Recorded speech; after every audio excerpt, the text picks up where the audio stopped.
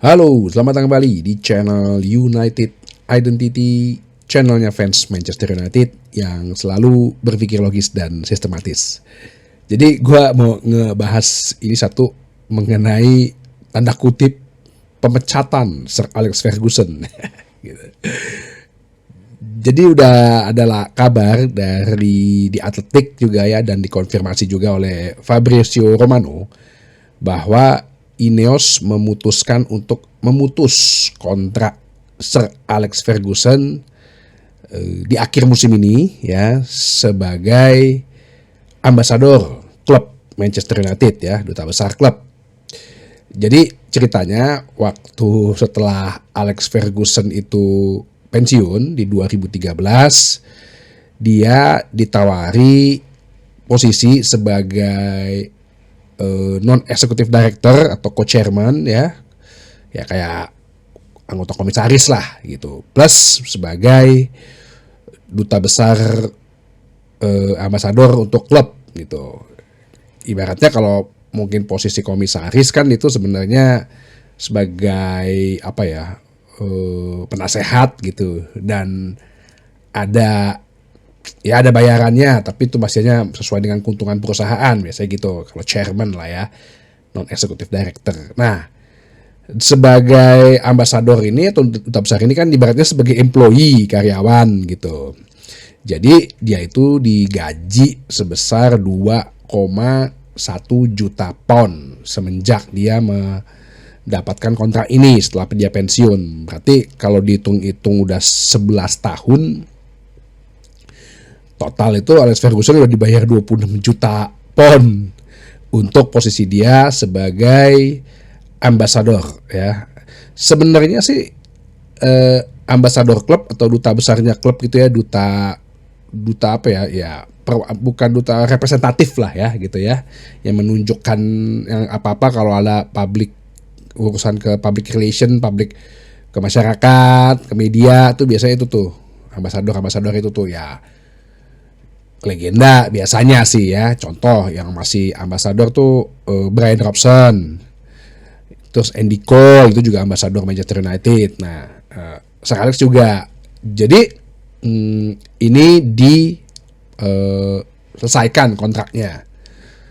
Sebenarnya ini sih hal yang lumrah aja dalam bisnis gitu. Cuman ya tahu sendiri kan, satu, media menggembas-gembosin. Terus kedua, langsung banyak narasi-narasi yang menyesatkan, yang seperti selalu bilang. Ada yang bilang bahwa wah, terjadi perpecahan di dalam tubuh Manchester United. Terus ada yang bilang juga, ya ini joke sih sebenarnya ya, gue juga lucu gitu bilangnya, Sir Alex dipecat duluan dibandingin Ten Hag gitu. Gue sih sebenarnya ya nggak tahu ya, kita nggak tahu yang internalnya.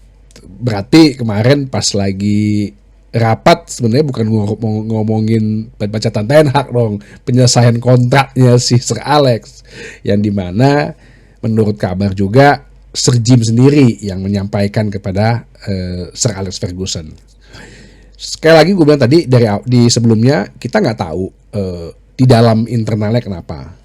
Cuman pertama gini, sebenarnya dalam bisnis itu biasa, karena bisa jadi ini satu alasan untuk pengetatan biaya gitu, pengurangan biaya. Apalagi kalau dalam suatu bisnis ada merger ya, biasanya salah satu yang dihabisin duluan itu masalah beban biaya, yaitu beban gaji. Kemarin kan udah sampai 250 orang dipecat-pecatin. Terus pos-pos mana lagi nih yang bisa dikurangin? Pemain-pemain dengan gaji tinggi udah diselesaikan kontraknya, nggak diperpanjang ya, kayak Martial, kayak Varane ya. Mungkin secara bisnis Ineos ngelihat juga pos mana lagi nih yang bisa dikurangin. Terus dia lihat bahwa Sir Alex Ferguson ini ada posisi sebagai ambasador digaji 2,1 juta pound. Ya kalau dari secara logis, sistematis dan bisnisnya Ineos mungkin berpikir bahwa sebenarnya nggak perlu juga sih ada label nama Sir Alex Ferguson Manchester United Ambassador gitu. Ya nggak perlu juga. Kenapa? Karena tanpa dengan embel-embel gelar itu pun atau posisi itu pun, ya Sir Alex Ferguson udah otomatis mewakili Manchester United gitu loh, ya kan? Mau dia posisinya nggak ada apa-apa pun juga, ketika dia muncul di TV gitu, wah udah menunjukkan ya udahlah ini Manchester United nih, Sir Alex Ferguson gitu. Jadi mungkin nggak perlulah posisi-posisi itu, sehingga demikian secara anggaran gitu ya, secara anggaran ini bisa dihilangin gitu. Dan gue yakin juga Sir Alex Ferguson juga nggak keberatan gitu. Ya ibaratnya kan jadi uang jajannya dia ya, walaupun banyak juga sih, 2,1 juta pound gitu, hampir berapa itu, 30-40 miliar setahun. Nah ini yang gue lihat, Sir Alex Ferguson pun juga mungkin gak keberatan gitu loh. Karena kenapa ya, bisa berpikir bahwa tadi uang yang total ya setahun itu 2,1 juta pound, itu kan bisa untuk menggaji pemain-pemain muda, pemain-pemain yang baru dapat kontrak, untuk menarik juga pemain di luar. Terus kalau kemarin kan gue bilang 26 juta, 20 hampir 26 juta pound kan total. Ya itu kan bisa hampir 5%, 10% buat pembangunan stadion gitu kan. Itu ya maksud gue ya. Jadi gak usah terlalu terperangkap juga dengan segala macam kata-kata media yang menunjukkan bahwa wah kayaknya ada perpecahan nih, wah Alex Ferguson disingkirkan oleh Ineos. Enggak juga, orang dia juga masih tetap sebagai non executive director ya, atau co-chairman. Terus dia masih bisa kok untuk datang terus ke pertandingan gitu ya, walaupun pemain-pemainnya biasa lah ya, suka lebay gitu ya, kayak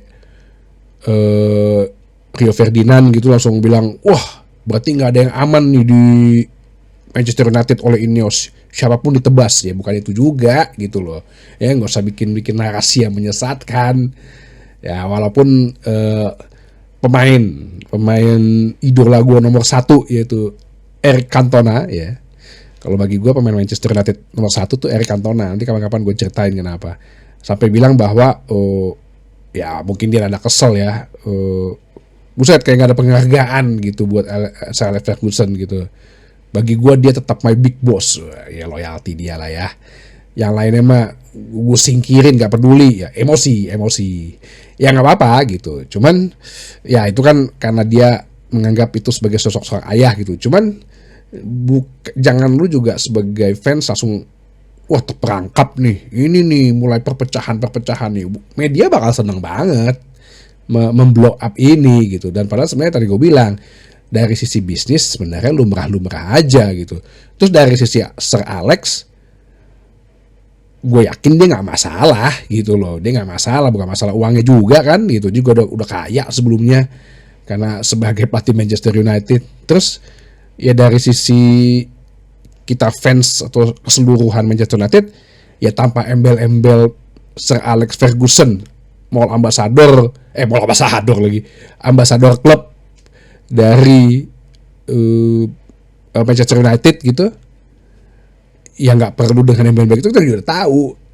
Bahkan di luar itu pun yang bukan fans juga tahu ya, Sir Alex Ferguson adalah merupakan ya representatif wajahnya Manchester United gitu. Oke? Jadi nggak usah terlalu diurusin gitu ya. Nggak usah terlalu didengar yang dipelintir-pelintir ya. Semua sih pasti akan pelintir gitu ya. Sampai gue kemarin nonton ada channel bola Indonesia gitu kayaknya ya, ngomongin Manchester United spesial gitu, tapi yang ngomongin 4 orang atau 5 orang ya gitu. Nggak ada yang fans Manchester United gitu. Jadi kayak isinya kayak cuman ngehina-hina, ngemojok-mojokin doang gitu. Nggak ada sesuatu yang bisa ngebuka yang lain gitu, nggak ada gitu ya. Kayak gitulah contohnya ya, yang selalu terjadi. Terus mungkin ini berita kedua bahwa Mason Mount sudah mulai berlatih ya di Carrington setelah dia terakhir pada saat melawan Aston Villa ya. Sebelumnya melawan di Porto ya, dia cedera kepala.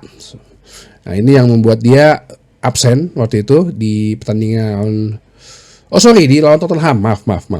Melawan Tottenham dia tuh tarik keluar karena cedera kepala, sehingga dia absen melawan Porto dan juga melawan Aston Villa. Kabarnya dia sudah mulai kembali berlatih dan sudah siap untuk bisa diturunkan melawan Brentford. Menurut gue ini satu kabar yang bagus, karena gue udah pernah bahas ya, masih banyak orang yang juga ngomong si Mason Mount fungsinya apa sih, ya kalau cedera kita nggak bisa nebak gitu, oh dia bakal cedera nih, ya nggak bakal gitu kan. Tapi kan gue udah berapa kali bahas, dan kalau yang nonton pertandingan pun juga lu bisa lihat bahwa Mason Mount ini diperlukan untuk mempressure lawan, dan recovery ball-nya juga bagus gitu loh. Jadi kalau misalnya dalam posisi 4-2-3-1 dia juga sebagai box to box midfielder, itu bagus. Dia jadi nomor 10 sebagai orang yang mempressing pertama kali pun, untuk dia posisi 4-2-4 itu ya yang gue pernah bilang, dia juga bagus gitu ya. Dia menurut gue ini salah satu kabar yang bagus gitu ya, untuk jadi Erik ten Hag bisa mengutak-atik lagi strategi, bisa mencari lagi yang terbaik yang mana. Dan gue lihat juga spiritnya Mason Mount itu kelihatan kan kalau dia ada di lapangan gitu, bagaimana bermain dengan ya United way lah, seperti itu gue bilang. Oke, kabar terakhir, the here we go tuh, si Thomas Tuchel jadi pelatih timnas Inggris. Mana para pendukung yang mengatakan Tuchel. Wah. Makanya gue bilang itu lu harus waspada kayak gitu-gitu, mainan agent sama mainan media gitu. Ternyata kan dia hanya untuk mancing timnas Inggris gitu loh, mancing FA-nya Inggris gitu loh. Gue di hire Manchester United nih. Sebenarnya enggak, itu dia yang gue bilang. Agent itu, media-media itu enggak peduli. Kalau dia yang penting kliennya. Tujuan kliennya apa gitu. Tujuan kliennya jadi mau kemana, ya itu udah. Jadi lu jangan langsung terpengaruh, wah Tuchel, dengan langsung banyak akun-akun bikin strategi Tuchel segala macam. Ternyata dia maunya ke timnas Inggris. Oke? Jadi tetaplah berpikir logis dan sistematis dengan menonton United Identity. Terima kasih.